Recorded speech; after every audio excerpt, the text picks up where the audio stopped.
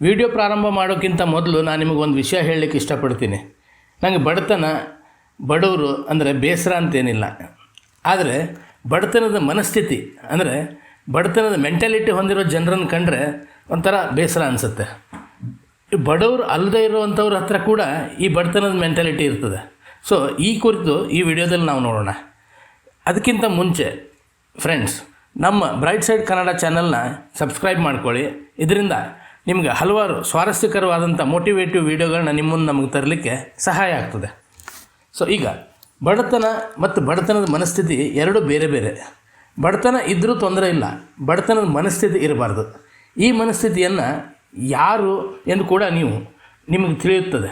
ಹಾಗಾಗಿ ಈ ಮನಸ್ಥಿತಿ ನಿಮ್ಮದು ಇದ್ದರೆ ಅದರ ಮೇಲೆ ಶ್ರಮಪಡಿ ಮತ್ತು ಸರಿಪಡಿಸ್ಕೊಳ್ಳಿ.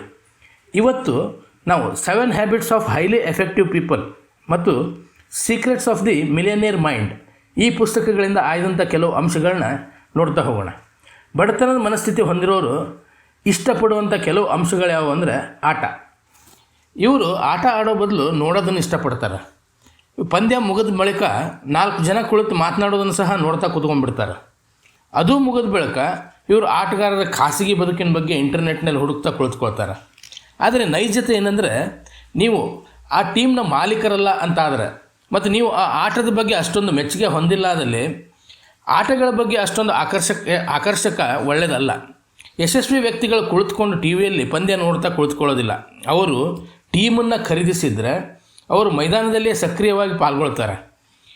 ನೀವು ಆಟವನ್ನು ಆಡಬೇಕು, ದೈಹಿಕ ಸ್ವಾಸ್ಥ್ಯಕ್ಕಾಗಿ ಆಟ ಆಡಬೇಕು, ಆದರೆ ಅದನ್ನೇ ನೋಡ್ತಾ ಸಮಯ ಹಾಳು ಮಾಡಬಾರ್ದು. ಕೆಲವರು ತಮ್ಮ ಟೀಮ್ ಮತ್ತು ಆಟಗಾರರಿಗಾಗಿ ಎಲ್ಲರ ಜೊತೆ ಜಗಳ ಮಾಡ್ತಿರ್ತಾರೆ. ಅವ್ರಿಗೆ ಏನೂ ಸಿಗೋದಿಲ್ಲ.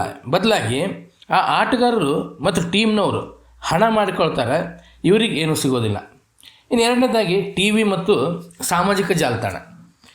ಬಡ ಮನಸ್ಥಿತಿಯ ಜನರು ಟಿ ವಿ ಮತ್ತು ಸಾಮಾಜಿಕ ಜಾಲತಾಣಗಳಲ್ಲೇ ಬಹಳ ಸಮಯ ವ್ಯರ್ಥ ಮಾಡ್ತಾರೆ. ಕೆಲವು ಟಿ ವಿ ಧಾರಾವಾಹಿಗಳಿರ್ತವೆ, ಅದರ ಒಂದು ಎಪಿಸೋಡನ್ನು ಬಿಡದಂತೆ ಎಲ್ಲನೂ ನೋಡ್ತಾರೆ.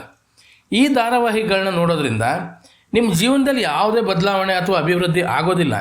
ಬದಲಾಗಿ ಕೇವಲ ಋಣಾತ್ಮಕ ವಿಷಯಗಳೇ ನಿಮ್ಮ ಹೆಚ್ಚು ಜೀವನದಲ್ಲಿ ಬರ್ತದೆ. ಟಿ ವಿ ಧಾರಾವಾಹಿಗಳ ನೆಗೆಟಿವ್ ರೋಲ್ಗಳು ನಿಮಗೆ ನಿಮ್ಮ ಅಕ್ಕಪಕ್ಕದ ಮನೆಯವರಲ್ಲಿ ಅಥವಾ ನಿಮ್ಮ ಮನೆಯವರಲ್ಲೇ ಕಾಣಿಸ್ತಾ ಇರ್ತದೆ.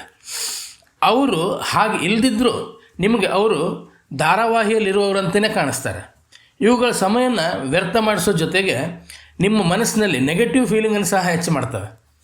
ಇನ್ನು ಮೂರನೇದಾಗಿ ಆಲಸ್ಯ. ಇವರು ಶ್ರೀಮಂತರಿಗಿಂತ ಹೆಚ್ಚು ಆಲಸ್ಯಗಳಾಗಿರ್ತಾರೆ. ಇವರು ತಮ್ಮ ವಿದ್ಯಾಭ್ಯಾಸ ಮುಗಿಯೋ ತನಕ ಅಥವಾ ಇವರ ತಂದೆ ಇವರಿಗೆ ಜಾಬ್ ಹುಡುಕಿ ಕೊಡೋ ತನಕ ಇವರು ಯಾವುದೇ ಕೆಲಸ ಮಾಡೋದಿಲ್ಲ. ಶ್ರೀಮಂತರು ಬಹಳ ಮೊದಲೇ ಕೆಲಸ ಮಾಡಲಿಕ್ಕೆ ಪ್ರಾರಂಭ ಮಾಡ್ತಾರೆ. ವಾರೆನ್ ಬಫೆಟ್ ಕೇವಲ 12 ವರ್ಷದವರಿದ್ದಾಗಲೇ ಕೆಲಸ ಮಾಡಲಿಕ್ಕೆ ಪ್ರಾರಂಭ ಮಾಡಿದರು. ಯಾರು ಬಹಳ ಬೇಗ ಕೆಲಸ ಮಾಡಲು ಪ್ರಾರಂಭಿಸ್ತಾರೋ ಮತ್ತು ಉಳಿತಾಯ ಮಾಡಿ ಹೂಡಿಕೆ ಮಾಡ್ತಾರೋ ಅವರು ಮುಂದೆ ಯಾವತ್ತೂ ಬಡವರಾಗೋದಿಲ್ಲ. ನೀವು ನಿಮ್ಮ ಯೌವನವನ್ನು ಮಜಾ ಮಾಡೋದರಲ್ಲಿ ಮತ್ತು ಸಮಯ ವ್ಯರ್ಥ ಮಾಡೋದರಲ್ಲಿ ಕಳೆದುಬಿಟ್ರೆ ನಿಮಗೆ ಬುದ್ಧಿ ಬಂದಾಗ ಕಾಲ ಮಿಂಚಿ ಹೋಗಿರ್ತದೆ. ವೃದ್ಧಾಪ್ಯದಲ್ಲಿ ನಿಮಗೆ ಯೌವನದಲ್ಲಿ ಇದ್ದ ಶಕ್ತಿ ಕೂಡ ಇರೋದಿಲ್ಲ. ಇನ್ನು ನಾಲ್ಕನೇದಾಗಿ, ಬಡ ಮನಸ್ಥಿತಿಯ ಜನರು ತಮ್ಮ ಸೋಲಿನ ಜವಾಬ್ದಾರಿಯನ್ನು ಇತರರ ಮೇಲೆ ಹಾಕಿಬಿಡ್ತಾರೆ. ಅವ್ರು ಯಾವಾಗಲೂ ತಮ್ಮನ್ನು ಶೋಷಿತರಂತೆ ತೋರಿಸ್ಕೊಳ್ತಾರೆ. ಇನ್ನೊಬ್ಬರಿಂದ ನನಗೆ ಕೆಟ್ಟದ್ದಾಯಿತು, ಸ್ಪರ್ಧೆ ಹೆಚ್ಚಿತ್ತು, ಅದಕ್ಕೆ ನಾನು ಬಿಸ್ನೆಸ್ ಮಾಡಲಿಕ್ಕೆ ಆಗಲಿಲ್ಲ, ನಾನು ಫೇಲ್ ಆದೆ ಯಾಕಂದರೆ ಟೀಚರ್ ಉತ್ತಮವಾಗಿ ಇರಲಿಲ್ಲ, ಆತ ಟೀಚರ್ ಜೊತೆ ಚೆನ್ನಾಗಿದ್ದ ಹಾಗಾಗಿ ಆತ ಪಾಸ್ ಆದ. ಈ ರೀತಿ ಸದಾ ಬೇರೆಯವ್ರ ಬಗ್ಗೆನೇ ಮಾತಾಡ್ತಿರ್ತಾರೆ. ಶ್ರೀಮಂತರು ಜವಾಬ್ದಾರಿಯನ್ನು ತಮ್ಮ ಮೇಲೆ ಹೊತ್ಕೊಳ್ತಾರೆ. ಸೋತ್ರೆ ಅದರಿಂದ ಕಲಿತುಕೊಂಡು ಮತ್ತೆ ಪ್ರಯತ್ನ ಪಡ್ತಾರೆ. ಅವರು ಯಶಸ್ಸು ಸಿಗೋ ತನಕ ಪ್ರಯತ್ನ ಪಡ್ತಾನೇ ಇರ್ತಾರೆ. ಇವರು ಇತರ ಯಶಸ್ವಿ ವ್ಯಕ್ತಿಗಳನ್ನು ನೋಡಿ ಉರಿದುಕೊಳ್ತಾರೆ. ಯಾರಾದರೂ ಒಳ್ಳೆ ಕಾರ್ ಖರೀದಿ ಮಾಡಿದರೆ ಈಗ ಏನೋ ಡಬಲ್ ಗೇಮ್ ಮಾಡಿ ಕಾರ್ ಖರೀದಿಸಿದ ಅಂತ ಹೇಳ್ತಾರೆ. ಯಾರ್ದಾದರೂ ದೊಡ್ಡ ಮನೆ ಇದ್ದರೆ ಇದನ್ನು ಈತ ಮಾವನ ಹಣದಿಂದ ಕಟ್ಟಿದ್ದಾನೆ ಅಂತಾರೆ. ಶ್ರೀಮಂತರು ಇತರ ವ್ಯಕ್ತಿಗಳ ಯಶಸ್ಸನ್ನು ನೋಡಿ ಅವರನ್ನು ಅಭಿನಂದಿಸ್ತಾರೆ. ಆತ ಇನ್ನೊಬ್ಬನ ಕಾರನ್ನ ನೋಡಿದರೆ ಬಹಳ ಉತ್ತಮವಾದ ಕಾರಾಗಿದೆ, ನಾನು ಒಂದಿನ ಇಂಥ ಕಾರನ್ನು ಖರೀದಿಸ್ತೀನಿ ಅಂತ ಹೇಳ್ತಾನೆ.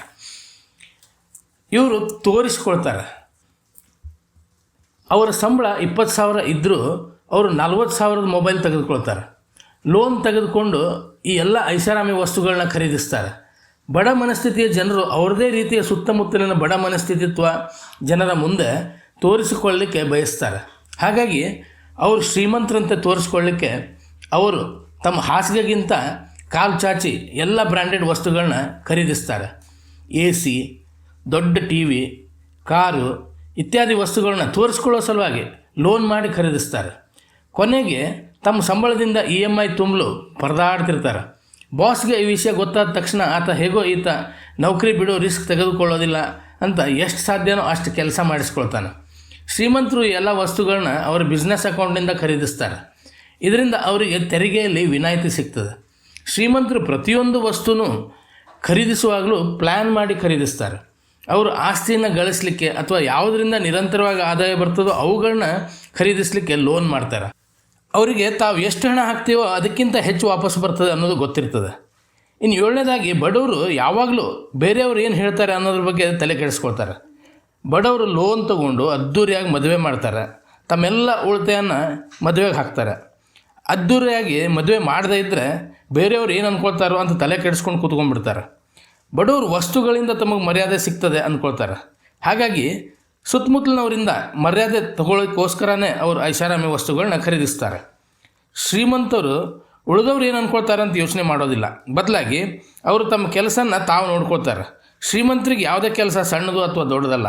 ಆದರೆ ಬಡವರು ಅದರಲ್ಲೂ ಮರ್ಯಾದೆಯನ್ನು ನೋಡ್ತಾರೆ. ಶ್ರೀಮಂತ ಮನಸ್ಥಿತಿಯ ವ್ಯಕ್ತಿ ಯಾವುದೇ ನೈತಿಕ ಕೆಲಸ ಬೇಕಾದ್ರೂ ಮಾಡ್ತಾನೆ, ಯಾವುದಕ್ಕೂ ಹಿಂಜರಿಯೋದಿಲ್ಲ. ಇವರೆಲ್ಲ ಜೇಬಿನಿಂದ ಬಡವರು ಅಲ್ಲದೇ ಇದ್ದರೂ ಯೋಚನೆಯಲ್ಲಿ ಬಡವರಾಗಿರ್ತಾರೆ.